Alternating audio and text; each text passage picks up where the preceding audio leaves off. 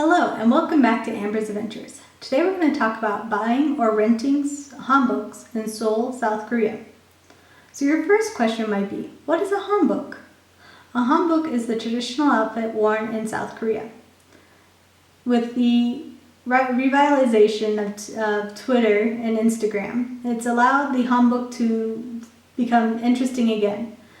And so because of that, there are many places to go and rent hanboks in Seoul. Most of these are near the palaces or touristy areas. They're very popular for people who are visiting to go and rent a hanbok and take pictures either at the palaces, which I'll go into more detail about later. They could go to the tea houses, and again I'll cover that in another time. The different tea houses, or some people will rent them and go to the Hanbok villages, which are the traditional houses. So they're little villages with the traditional housing style. Or if you're at the Korean folk village, which is a little bit outside of Seoul, you can go and rent a hanbok for the day and take pictures in the picturesque setting of a traditional Korean style folk village. Anyway, moving on from that, I'm going to talk about my experience and where I went when my friends wanted to rent a hanbok. First, I would like to say that we went to a place called 3355 Hanbok Rental. They have two locations. One is near Gyeongbokgu Palace and the other one is in Bokcheon, Hanok Village. We went to the one near Gyeongbokgu Palace. We made an appointment because we were a group, and so we wanted to make sure that there would be enough outfits available. So the reason I mention that is because during popular times, seasons, especially when it's nice out, a lot of people will go and rent hanboks and take pictures. So you want to make sure that there's enough outfits available that you will be able to get one to wear that you like. And if you're a bustier or larger woman, you might have trouble finding one to rent because the sizes might be limited. So you want to make sure ahead of time that you are prepared and that you go early enough, or you've worn them ahead of time so that you can make sure there's an outfit for you. So what they do is you'll go in and they'll have options to choose from, and you'll choose the one you like the most, and from there you can try it on. They'll make sure that you have the appropriate skirts underneath, like a hoop skirt to help make it keep the shape. And they'll make sure that you have the hanbok, the skirt, the top, whatever style. Next thing you can do is you can choose accessories. If you like, say, a traditional a Korean drama outfit and they happen to have a similar one, like it has a hat, you might be able to rent the hat. And the other thing is they also do hairstyles, so you can get your hair done in the style that would be typical and traditional of the time, and would go and look very nicely with it. So the place we went, 3355 Hanbok Rental, they had 3 levels of designs. They had simple designs and then stylish designs, and then one's based on the Korean dramas. They also have hanboks for kids if you're traveling with kids, so don't have to worry about leaving them out of the experience. You'll leave your stuff in a locker there, and you'll sign on a liability, so make sure you don't leave anything valuable before going out. When you get ready to go out, you have the option to rent or buy a photographer's time, so you can have a professional photographer, or you can do like most people and just take the pictures yourself. We chose to take the pictures ourselves, and so if we wanted to do a group picture, we either used a selfie stick, which is very common, or we asked some very nice people if they'd be willing to take pictures for us. So my friends, they rented the hanboks in the various styles, and I got my hair done in the Korean style. And I'll go over why I was different from them in a few minutes. But basically, we rented hanboks, and we went out and we took pictures and we had fun. Now, the amount of time you wear a hanbok, the cost for the rental will depend on how long you wear it. You can rent it from 1 to 4 hours or all day.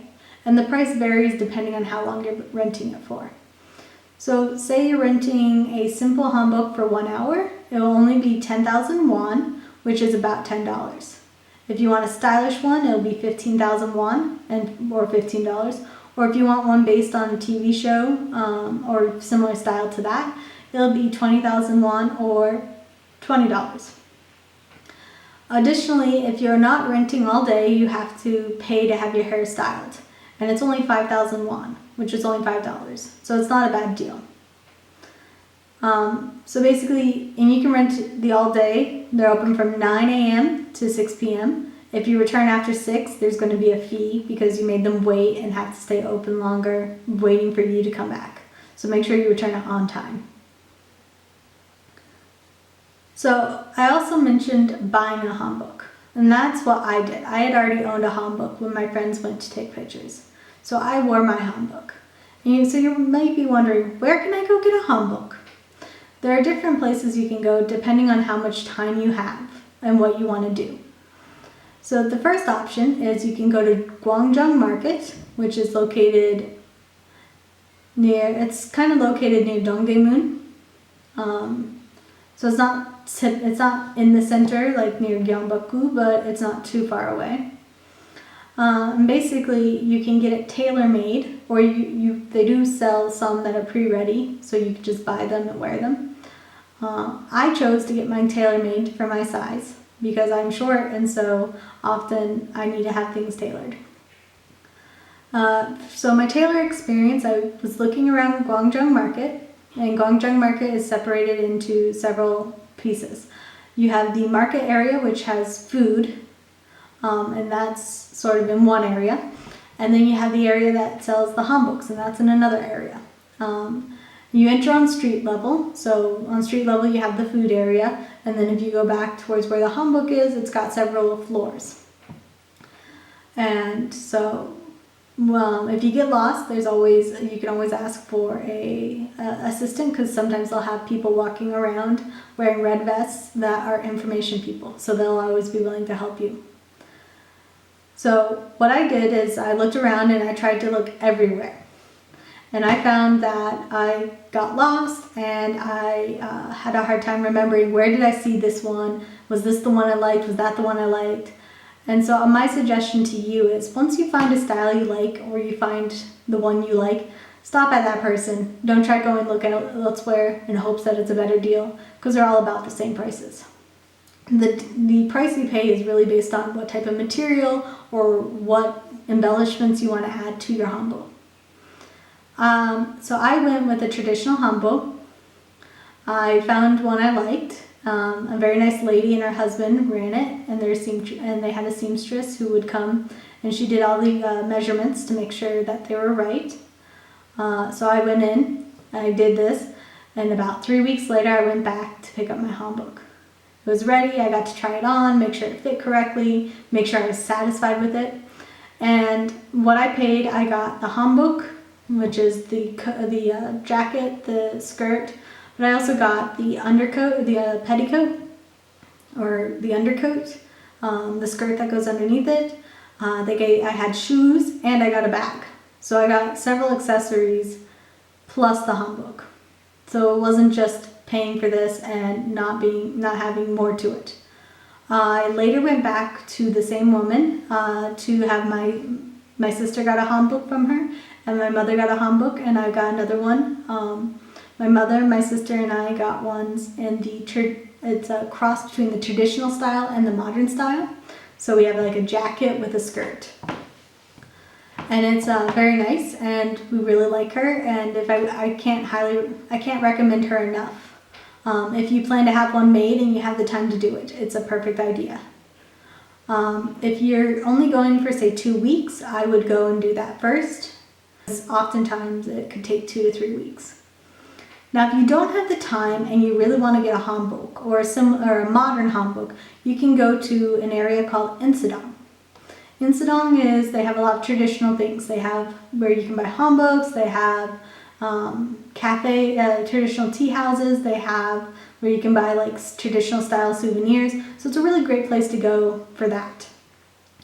And so I would suggest if you're looking for one that's pre-made, that's the better place to go. And my mom and my sister, when they were visiting, managed to find a really nice place, and I found one during one of my trips there, a different one where you can buy like the skirts, and they're like the wraparound skirts with the ties, but you can also get more of like the modern size with like the zips, so you could do that. Or there are other ones in the area that are traditional style, so you can get like the traditional style ones. The problem with that is sizes are very limited. So if you're bigger or you're more of an average American size, it might be harder to find it because they're really designed for what's considered the average Korean size, and Korean women are much smaller than American women when it comes to sizing. But overall, it's a really good place to go if you want to get traditional gifts or traditional things. And if you're interested in buying a hanbok or a skirt, the hanbok skirt, it's a really good place to go. So, thank you for listening to my video about hanboks, and I hope that you learned some more. If you have any questions, feel free to leave it in the comments below. Again, feel free to follow Farpoint Travels and Adventures on Facebook, Instagram, or Twitter. And I hope to see you next time. Bye!